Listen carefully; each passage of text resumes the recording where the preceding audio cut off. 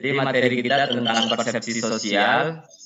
Adapun tujuan pembelajaran kita pada siang hari ini atau hari ini yaitu berkaitan dengan bagaimana kita memahami konsep persepsi sosial yang pertama, yang kedua menjelaskan faktor-faktor yang mempengaruhi persepsi sosial, ketiga memahami distorsi atau bias persepsi sosial, keempat menjelaskan konsep kesan dan pengaruhnya pada individu, dan yang terakhir memahami komunikasi nonverbal. Ya, ini secara umum tujuan pembelajaran kita pada hari ini.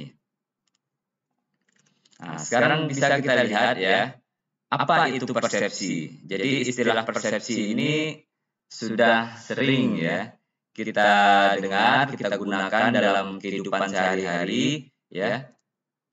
Apa itu atau apa yang dimaksud dengan persepsi? Ada yang bisa jawab? Apa yang dimaksud dengan persepsi?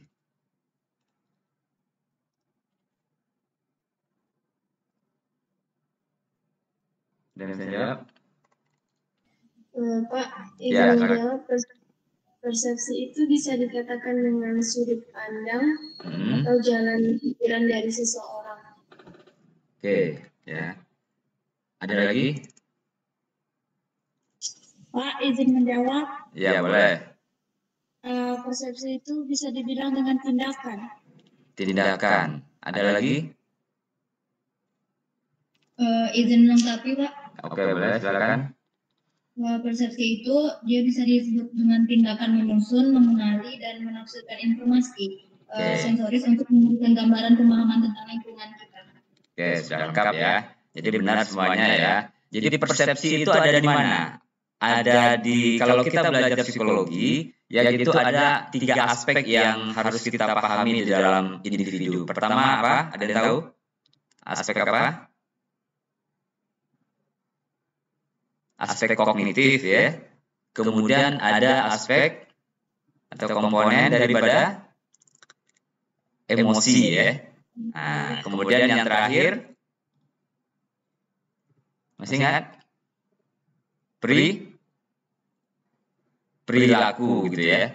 Jadi 3 hal inilah yang kalau kita baca buku psikologi ya apapun itu ya kalau berkaitan dengan individu atau manusia, maka 3 inilah bagian yang akan dieksplorasi di dalam psikologi. Ada kognitif ya, kemudian ada afeksi, emosi, kemudian ada perilaku.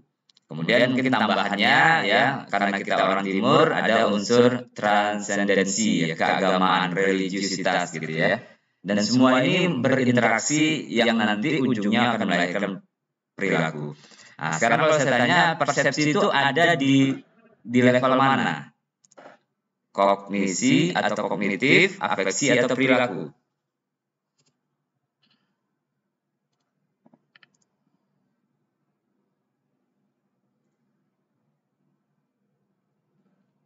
Ada yang bisa tahu? Perilaku. Perilaku. Ada lagi? Afeksi, Pak. Afeksi. Nah, ada lagi yang ada persepsi, ada kognitif nggak yang menaruh di kognitif nggak?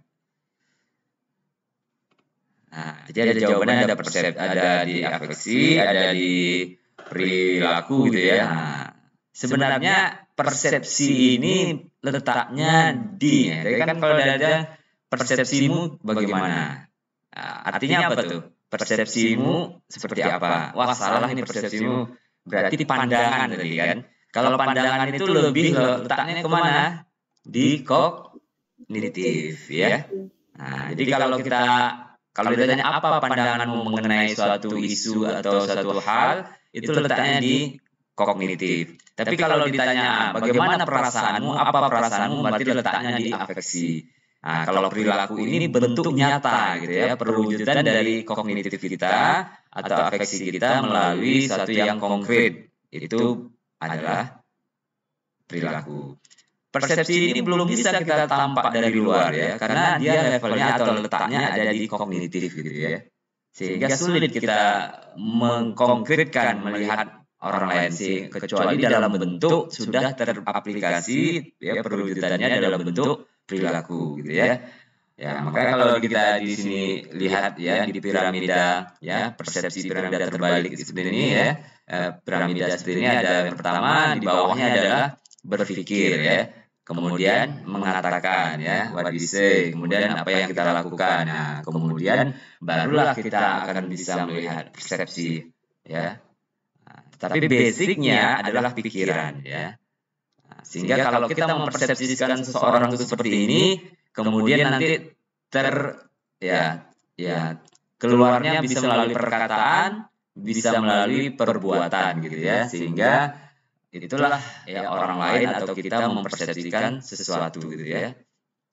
Baik, sekarang coba kalau kita lihat nih gambar ya, karena kalau kita belajar persepsi ini gambar yang sering kita temukan ya di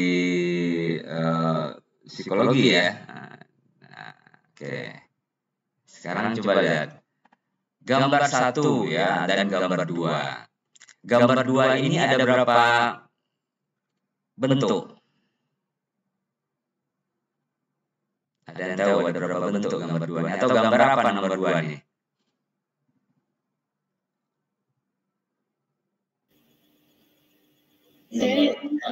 Ya, siap. Ya, ada berapa? Ada 2. Ada 2. Apa saja? Yang pertama perempuan sama nenek tua. Nenek tua, oke. Yang lainnya sepakat nggak? Atau hanya satu saja melihatnya? Atau siapa? Ya, gambar apa? Gambar seorang wanita sedang menoleh ke arah kanan. Tua atau muda? Parubaya, Pak. Parubaya tua ya, maksudnya ini ya, berarti oke. Oke, tadi melihat yang pertama ya, melihat 2 ya, yang satu tua, yang satu muda. Yang kedua jawabannya itu melihat yang tua gitu ya. Atau ada yang lihat wanita muda nggak? Satu saja. Ya, mungkin ada temannya belum ini gambar apa ya. Tapi kalau kita lihat gambarnya mungkin wanita parubaya oke ya, atau nenek-nenek ya. Yang lansia gitu ya. Nah, ini agak lebih sulit ya dibandingkan gambar 1. Kalau gambar 1 ini agak mudah ya, karena dia potongan-potongan gambar digabungkan menjadi satu gitu ya. Kalau gambar 1 ada berapa? Ada 2. Yang pertama apa? Pertama wanita muda sama separuh potongan laki-laki berkumis yang udah tua, Pak. Ada lagi? Coba lihat. Ada berapa gambar coba? 2. Ada 3, Pak. Satu lagi apa? Gambar laki-laki juga, Pak. Laki-laki yang pakai kumis bukan? Bukan, yang di sampingnya, Pak. Samping ya. Laki-laki atau perempuan tuh? Perempuan enggak, Mai. Perempuan, Pak. Jadi ada 3 ya. Laki-laki ya yang ada kumisnya, kemudian perempuan ya, kalau kita lihat ini mulutnya ya. Ya. Kemudian yang wanita muda ini hidungnya gitu ya. Ini dampak dari sini aja dari samping ya. Tapi kan nggak semuanya mungkin bisa lihat gambar 1 dan gambar 2. Apa kesimpulannya? Bahwa ketika kita melihat sesuatu itu belum tentu sama antara satu dengan yang lain, walaupun objeknya sama. Ada yang melihat gambar 2 ini sesuatu yang dimulai dari wanita muda, ada juga mulai dari wanita tua, atau bahkan mungkin dia hanya melihat salah satunya saja, atau sudah bisa menangkap dua-duanya. Ini banyak faktor yang mempengaruhi kita bagaimana persepsi kita terbentuk gitu ya. Demikian juga gambar 1 ya. Nah, ini jadi intinya ya persepsi itu bisa dilihat dari satu lebih sudut pandang ya. Jadi memang tidak bisa kita memaksakan persepsi kita dengan orang lain itu bisa sama, karena itu kognitif ya. Kognitif itu sesuatu yang nggak bisa dipaksakan seperti hitung-hitungan matematika gitu ya. Oke, sekarang kita coba lihat gambar berikutnya gitu ya. Oke, ini gambar di atas gambar apa? Ini mudah ya. Sama bebek, Pak. Nah, gambar bebek atau Kelinci. ya ada dua ya. Nah, Gambar angsa, Pak. angsa sama bebek sama kelinci ya. Nah, tapi mungkin yang nggak fokus bisa jadi lihatnya satu atau dua gitu ya. Nah, oke, nomor di bawah ini ya benar yang benar 3 atau 4? 4, Pak. Hah? 3, Pak. 3, Pak. 3. 3, Pak. 3, Pak. Oke, kita hitung ya. 1, 2, 3. Ini 3. Coba kalau hitung dulu sini. 1, 2, 3, 4. Nomor 4 nggak? Dua-duanya benar, Pak. Ya, jadi sudah kita katakan tadi bahwa persepsi itu kan dilihat dari letaknya, dari mana kita melihat gitu ya. Anda melihat orang itu baik atau tidak, ya Anda lihat dari sudut mana dan siapa yang melihatnya gitu ya. Nah, dari sini kita bisa lihat ya, ini kan trik gambar ya. Ini namanya persepsi ke objek ya. Maka kalau kemarin kita bahas materinya ada persepsi itu ada 3 sebenarnya arahnya ya. Pertama persepsi ke diri individu ya, self perception. Kemudian persepsi ke orang lain atau itu namanya persepsi sosial. Ada juga persepsi ke benda ya. Tapi kalau kita dari psikologi sosial tentu dominannya lebih ke persepsi sosial ya, dan juga nanti sedikit persepsi ke diri gitu ya. Jadi kita memahami lingkungan sosial kita. Oke ya. Jadi dari sini kita bisa kesimpulan bahwa ya persepsi itu proses gitu ya. Jadi kalau kita lihat pengertiannya seperti ini ya, secara umum pengertian persepsi itu sendiri ya, ini adalah proses pencarian informasi ya. Jadi kata kuncinya dan juga memberi makna pada lingkungan gitu ya. Jadi apapun yang kita persepsikan itu akan kita olah, kemudian kita nilai dan kita beri makna terhadap persepsi tersebut. Persepsi terhadap benda, persepsi terhadap fisik, persepsi terhadap hal yang abstrak, perilaku ya, kesan secara umum. Itu prosesnya ada di kognitif kita. Ya. Maka ketika kita bicara tentang psikologi sosial, persepsi sosial, maka itu ada kaitannya dengan bagaimana kita memahami lingkungan di sekitar kita. Ada yang nanti sifatnya otomatis, ada yang sifatnya nanti memang ada unsur kesengajaan. Nah, sekarang kita lihat gambar ini, contoh sederhana ya. Ini gambar ya mungkin ya sudah sering lihat ya, gambar gajah. Kemudian Anda diminta untuk menutup ya, atau mungkin kasarnya itu orang buta gitu ya, yang belum pernah lihat gajah gitu ya. Nah, jadi diminta untuk menggambarkan bagaimana bentuk gajah ini. Jadi ada yang megang ekornya ya, ada yang naik, ada yang megang belalainya gitu ya. Oh, gajah itu panjang gitu ya, kecil.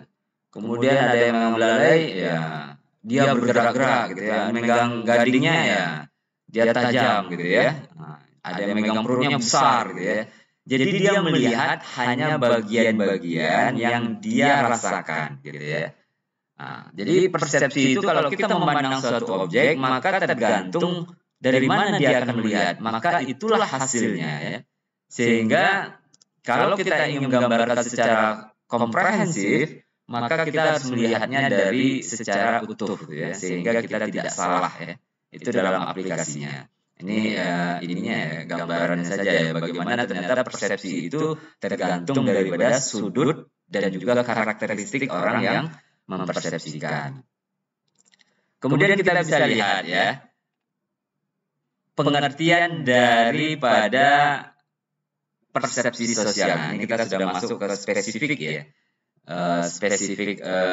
definisinya, yaitu proses yang digunakan untuk mencoba mengetahui dan memahami orang lain. Ini dari Baron dan Birne ya. Sederhananya saja ya, persepsi sosial itu bagaimana kita mengetahui dan memahami orang lain. Ini hal-hal sederhana ya, ketika kita ya berinteraksi dengan orang lain, dan ini sudah sering kita alami ya, kita lakukan ya. Yang pertama ya levelnya kita ingin mengetahui, kemudian kita ingin memahami ya. Nah, nanti kita bicara tentang atribusi ya pertemuan berikutnya, tentang menjelaskan ya kenapa orang itu melakukan hal tersebut. Nah, jadi di dalam persepsi sosial ini ya prosesnya itu nanti kita lihat sangat cepat gitu ya. Jadi kalau kita ingin melihat, mengetahui dan memahami orang itu melalui proses indrawi ya. Sehingga ada sifatnya otomatis ya, kemudian ada sifatnya ada proses gitu ya. Kalau Anda berjalan kemudian melihat orang yang aneh gitu ya, Anda berusaha memahami ya, ini kenapa orang ini berperilaku seperti ini. Dan berusaha untuk mengetahui lebih lanjut misalkan ya. Tetapi itu tidak semuanya ya, karena memang stimulus yang ada di sekitar kita ini sangat banyak. Maka kita memiliki keterbatasan di dalam memahami stimulus yang ada di lingkungan sekitar kita. Kemudian apa faktornya ya? Jadi faktor-faktor yang mempengaruhi persepsi sosial ini ya dari kasus yang tadi, gambar-gambar tadi ya, bisa kita simpulkan menjadi 3 ya. Ini juga beberapa ahli mengatakan. Yang pertama adalah lingkungan atau konteksnya ya, di mana kita melakukan persepsi itu sendiri. Kemudian yang kedua, objek yang dipersepsikan. Jadi apakah orang, benda gitu ya. Nah, tadi kayak tadi benda ya, benda itu punya trik-trik ya, cara-cara ini ternyata membuat kita tertipu ya secara indrawi kita. Oh, ini ada 3, ini 4 gitu ya. Oh, gambarnya ini. Nah, itu objeknya, itu yang menentukan ya.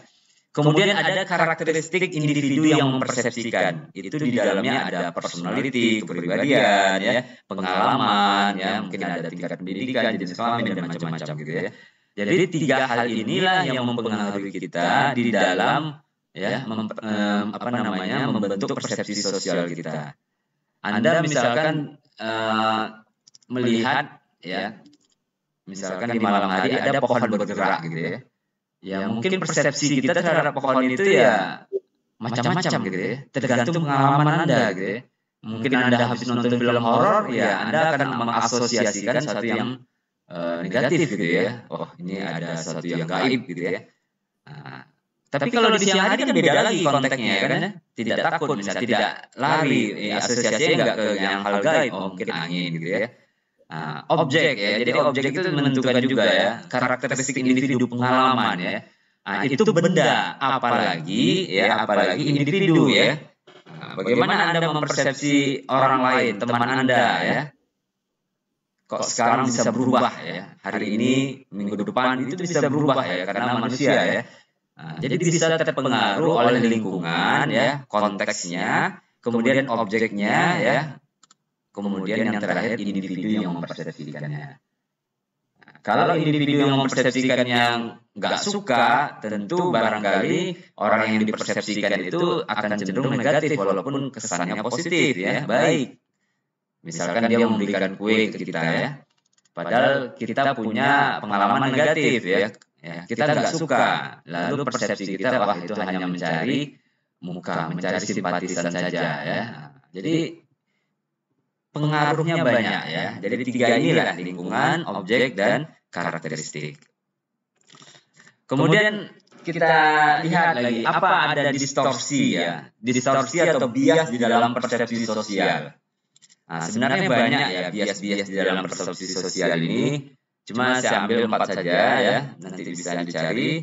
Ada stereotype ya, jadi stereotype ini adalah kita menilai orang lain karena orang lain itu bergabung atau ada di kelompok tertentu. Biasanya levelnya grup ya. Misalkan ya, kelompok itu tidak hanya kelompok agama ya, sosial, organisasi, misalkan suku gitu ya. Oh, orang Jawa itu stereotipnya apa? Sesuatu yang ciri khasnya ya. Oh, orang Jawa itu misalkan Anda kenal dari mana? Dari Jawa. Oh, langsung pikiran kita, oh orang Jawa itu murah senyum gitu ya, lemah lembut gitu ya, baik gitu misalnya gitu. Oh, orang Minang, orang Minang ini pandai berdagang. Itu stereotip yang terbentuk ya. Tapi stereotip ini kenapa dikatakan bias? Belum tentu benar gitu ya. Ada juga orang mengatakan ya mungkin kenapa nggak mau menikah dengan suku ini? Saya nggak ini karena ada ada stereotip yang melekat pada suku tersebut, akhirnya nggak jadi gitu ya. Padahal itu belum tentu benar. Mungkin benar dalam 1-2 kasus, tapi generalisasinya akan membuat kita salah gitu ya. Nah, itu distorsi. Kemudian ada halo effect. Halo effect ini adalah ada satu atribut yang melekat dalam diri individu, kemudian itu akan mempengaruhi penilaian kita, persepsi kita.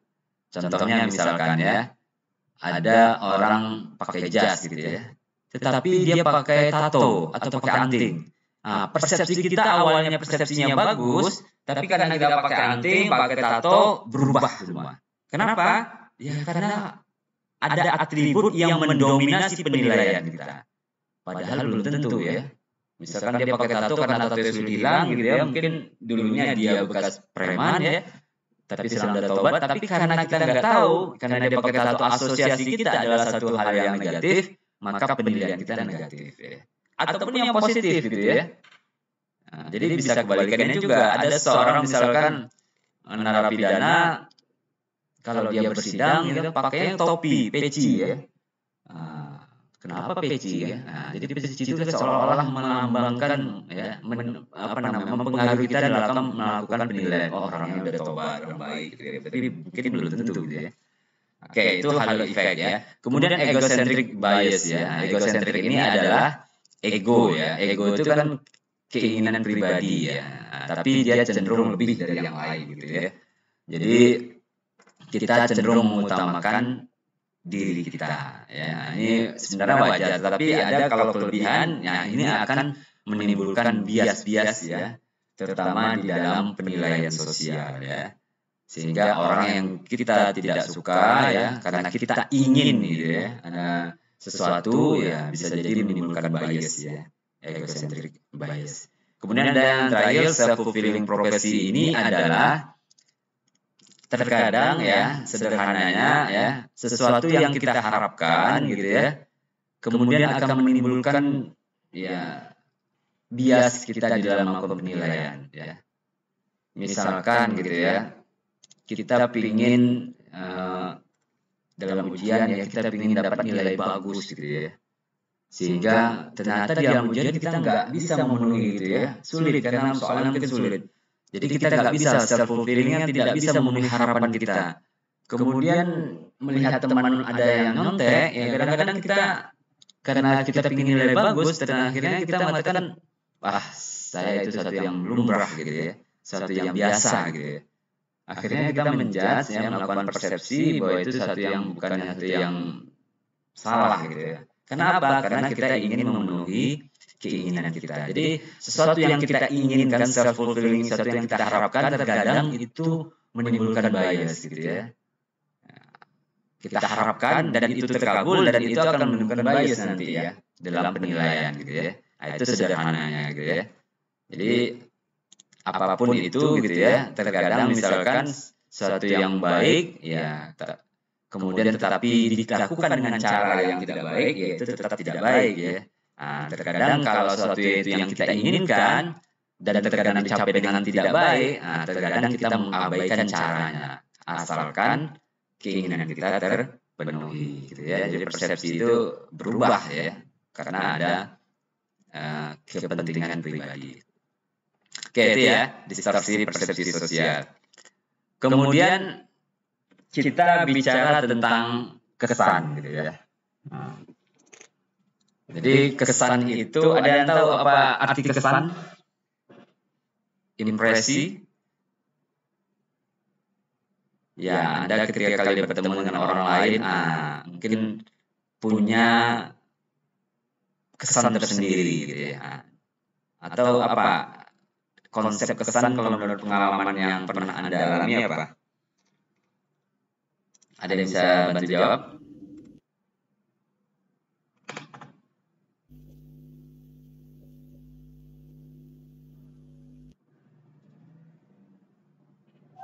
Coba sih Pak. Ya, silakan. Ya. Kesan itu kayak seperti nilai kita kepada orang lain atau objek. Ya. Coba contohkan, beri contoh biar kita mudah ini. Contohnya kayak kemarin kan kita kuliah umum, nah itu kesan kita terhadap materi itu apa sih ya? Nilai kita terhadap materi itu apa? Kayak materi ini bisa merubah sudut pandang kita yang awalnya A jadi B. Atau kayak pertama kali kita berjumpa dengan orang lain, kesannya tuh dia baik, dia itu suka menolong, gitu Pak. Oke, ya. Jadi itu ya kesan satu hal yang sering kita alami ya. Lalu prosesnya seperti apa? Apakah ya ini kesan ini bagian dari persepsi sosial ya, impresi gitu ya. Jadi penting sebenarnya. Maka kalau kemarin ikut kuliah umum itu luar biasa sekali ya. Anda kesan Anda ke pembicara kesannya terhadap materi itu luar biasa ya, positif gitu ya. Mengubah cara kita berpikir ya, mengubah cara kita melihat suatu peluang gitu ya. Nah, jadi kesan ini banyak digunakan di dalam ya teori marketing ya. Iklan. Jadi kesan itu harus diciptakan positif gitu ya. Sehingga melahirkan ya orang akan terayu, orang akan ingin membeli produk kita ya. Nah, jadi penting ya. Kesan pertama itu harus positif ya. Kenapa kesan itu penting ya? Karena akan menentukan kelanjutannya. Kalau Anda ketemu ya orang, kemudian Anda melihat ya fungsi indrawi Anda, wah bagus. Dari mana? Dari fisiknya, dari kerapiannya ya. Itu udah kesan awal ya.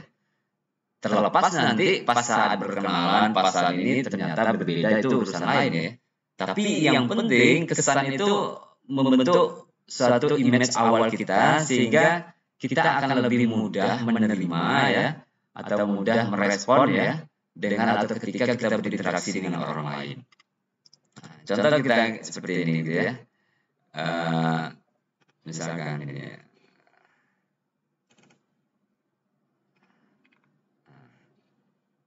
Ya. Ini tahu siapa? Tahu Pak.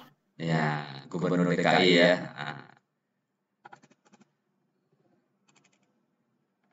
Ya. Jadi kalau kita lihat ya, beda ya kesan di gambar pertama ya. Ini yang saya tampilkan Gubernur DKI dengan yang sebelah kanan ya. Nah, kenapa kesannya berbeda? Ya mungkin kalau dua-duanya pakai jas gitu ya, tertutup tato-tatonya mungkin sama gitu ya. Tapi penampilan itu menjadi penting gitu ya. Ya bagaimana kesan itu membentuk penilaian kita, persepsi kita. Nah, di psikologi juga misalkan ada aturan ya, mahasiswanya misalkan tidak, yang cowok misalkan nggak boleh gondrong gitu ya. Ya itu salah satunya kesan ya. Nah, dan itu penting ya ketika kita misalkan ya dalam hal apapun ya, melamar pekerjaan gitu ya. Jadi proses pembentukan kesan itu menjadi penting ya ketika kita melakukan interaksi dengan orang lain. Nah, bagaimana prosesnya ya? Jadi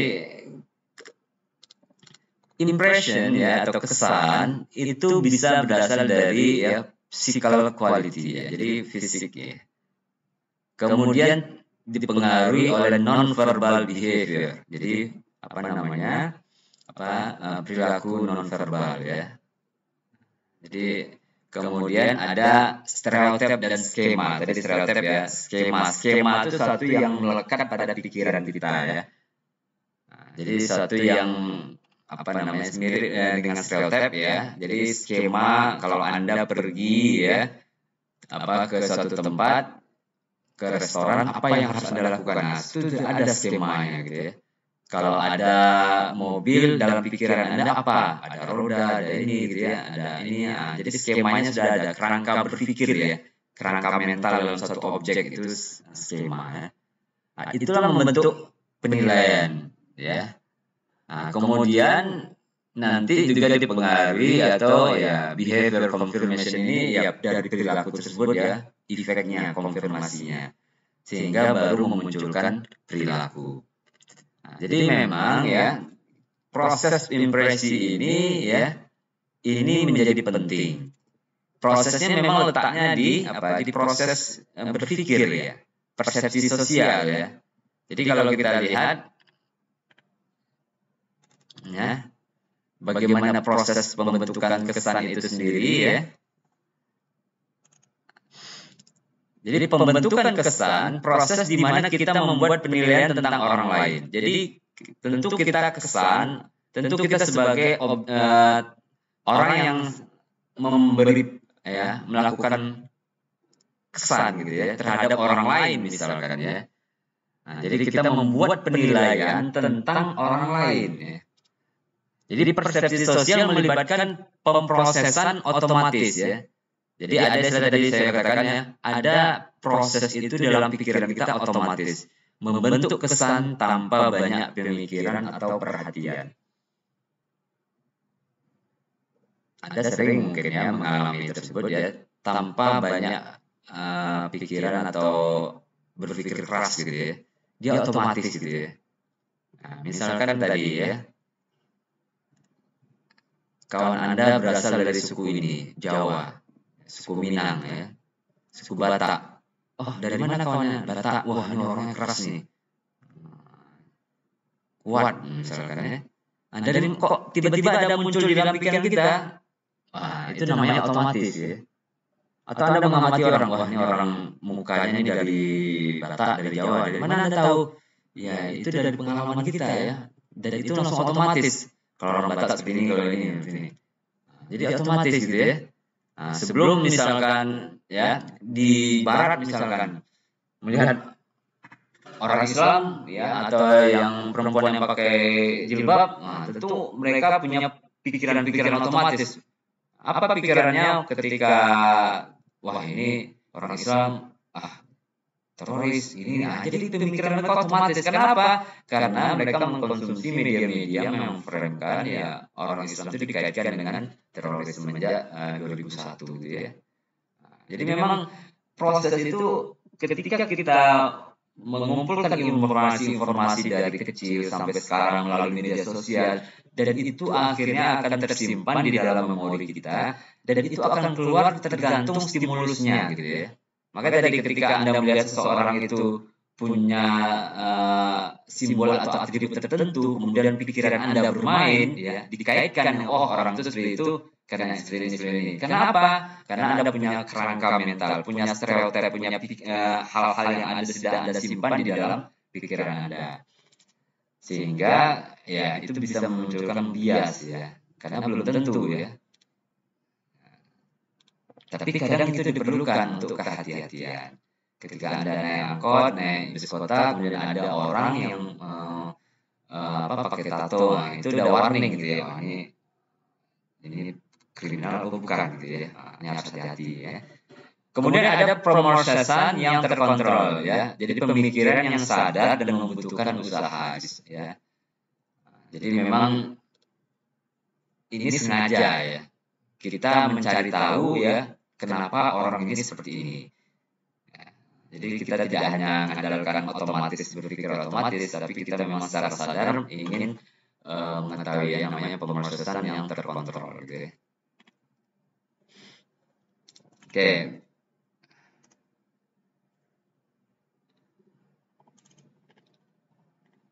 Ini udah tadi, oke. Ini contoh-contohnya ya. Jadi setiap gambar ini memberikan kesan yang berbeda ya. Jadi kesannya itu sangat tergantung daripada bentuk atau penampilan pertama. Kalau kita pesan pertama, maka yang sangat penting itu adalah fisik ya. Satu yang konkret, satu yang mudah kita lihat dari gambar-gambar ini ya. Nah, ini marah ya, senang. Jadi itu akan bermain gitu ya. Pikiran kita ya, di dalam kita menafsirkan suatu objek yang kita amati. Nah, ini menarik gitu ya. Ada penelitian, ini studi dari AS gitu ya. AS ini salah satu tokoh di dalam psikologi sosial ya, yang melakukan eksperimen ya. Nah, dia melakukan penelitiannya tahun 1946 ya. Ini kita semua belum ada yang lahir gitu ya. Indonesia baru setahun merdeka. Nah, jadi dia melakukan penelitian ya tentang formasi atau pembentukan kesan gitu ya. Nah, dia melakukan penelitian eksperimen ya, mungkin masih ingat ya, ada penelitian itu melakukan eksperimen ya. Eksperimen itu dia kasih perlakuan. Dia ada beberapa studi, tapi saya ambil studi yang pertama saja. Jadi dia membagi kelompok itu menjadi A dan B gitu ya. Jadi kelompok A dan B, dan kelompok A dan B ini ada informasi yang diberikan gitu ya. Jadi dia diminta menilai ya overall impression ya, kesan secara umum terhadap person, dan memberikan rating ya terhadap sifat-sifat objektif, sifat-sifat yang di bawah ini. Jadi ada individu yang kelompok A ya seperti ini. Kelompok A ya dikasih grup A ini ya cerdas, terampil, rajin, bertekad, hangat, praktis, dan hati-hati. Ya, ini kelompok A. Ya, apa kesan Anda terhadap orang ini? Ya, positif, negatif. Nah, kemudian Anda diminta juga merating ya. Nah, dari kesan ini mana yang paling dominan ya? Dari cerdas, terampil, rajin ini Anda nilai seberapa penting ini kesan ini terhadap individu ini. Ini grup A. Kemudian kalau grup B ya sama ya. Nah, sama. Yang beda itu adalah ini. Yang ini hangat, yang kedua dingin ya. Kemudian sama diminta untuk menilainya positif apa negatif. Kemudian dinilai mana yang lebih dominan ya karakternya. Kemudian hasilnya kira-kira yang positif yang mana? Ya. Yang kelompok A atau B hasilnya?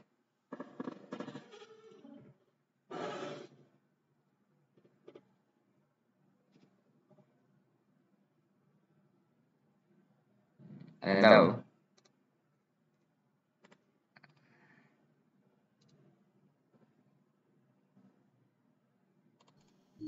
Kelompok A mungkin, Pak. Wah, kenapa? Karena kelompok A itu hangat. Berarti dia kayak mudah bertoleransi. Kalau dingin sulit untuk bertoleransi. Jadi cuma gara-gara kata satu yang beda, kelompok A ada hangat ya, kelompok B dingin ya. Ternyata mempengaruhi kita dalam memberikan kesan terhadap individu ini. Ya.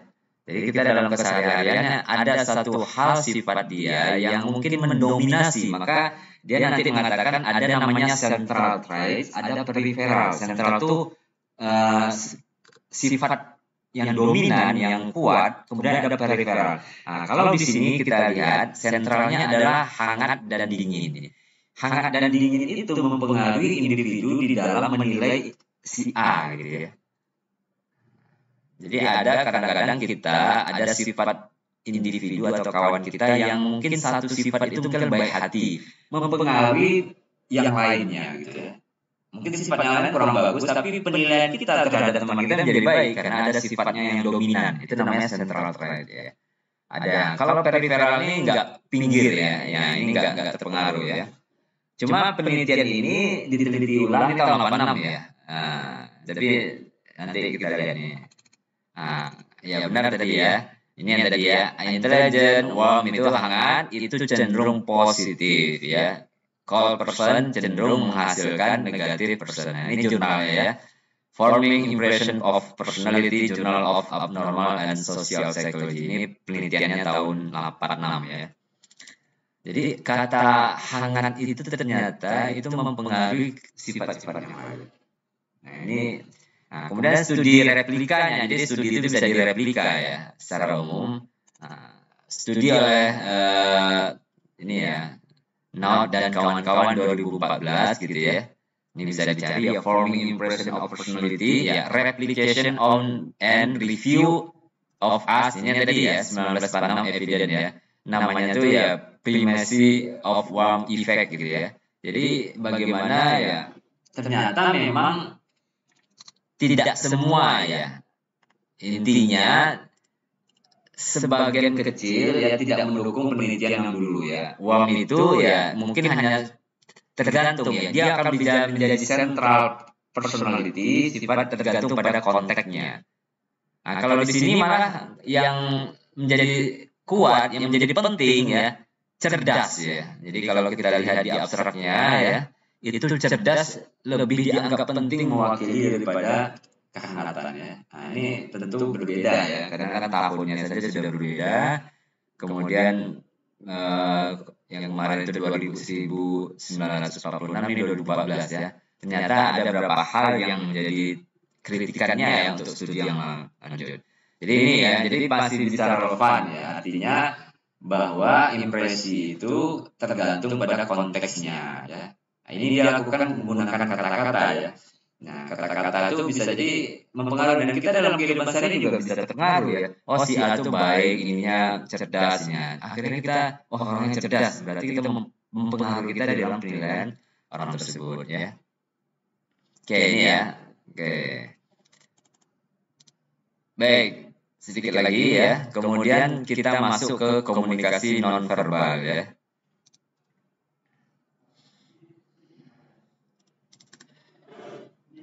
Komunikasi nonverbal itu juga mempengaruhi kesan, mempengaruhi persepsi sosial ya.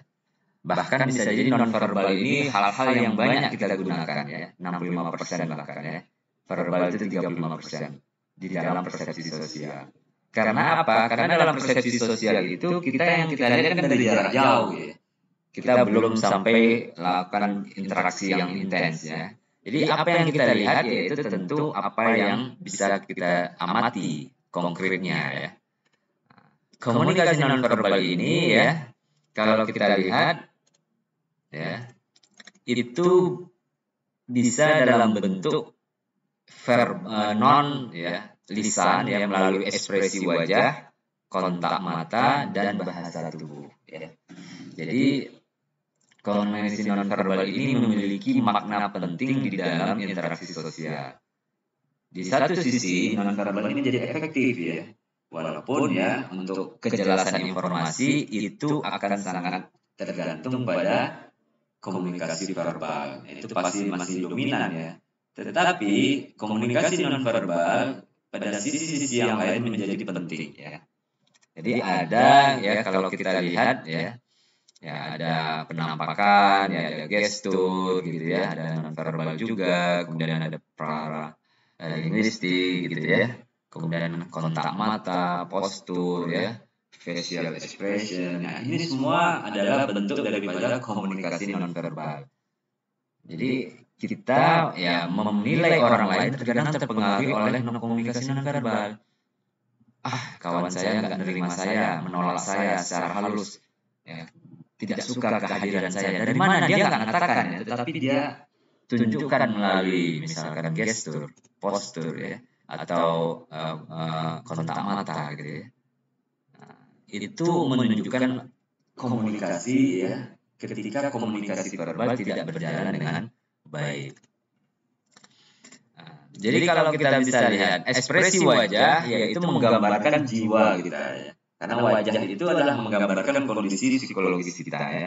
Marah, takut, bahagia, sedih, itu akan kelihatan melalui ekspresi wajah. Jadi kalau ada studi emoji ya, itu studinya psikologi gitu ya. Kayak gini misalkan ya. Ini dari mana kita tahu ini?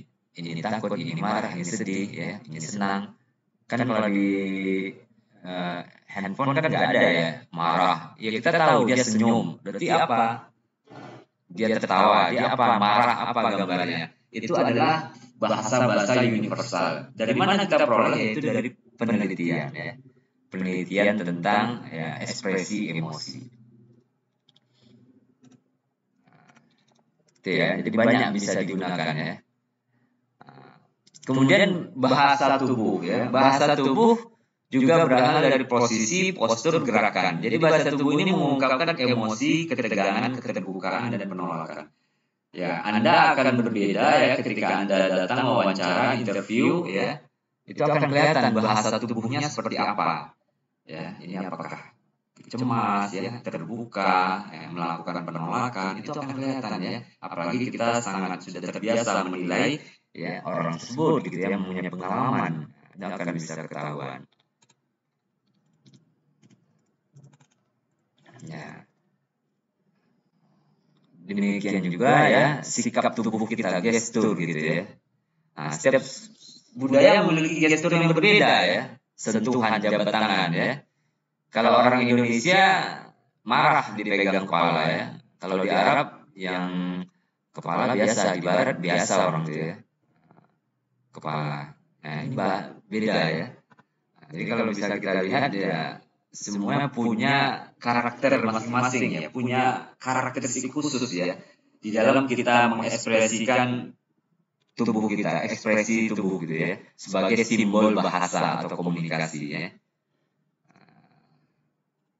Ada komunikasi yang sifatnya universal ya, ada yang sifatnya spesifik ya.